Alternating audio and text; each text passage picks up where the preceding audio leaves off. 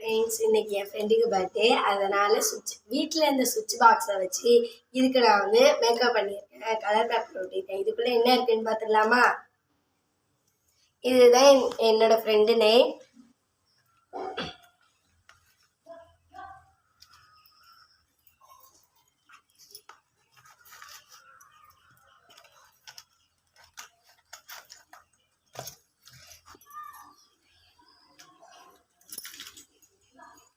இதுதான் என் ஃப்ரெண்டுக்கு வாங்கின கம்மல்.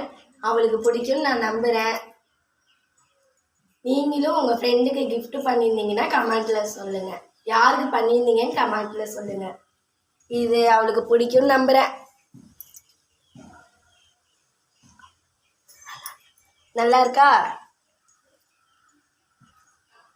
Happy birthday Devashree. பாய். ஐயோ.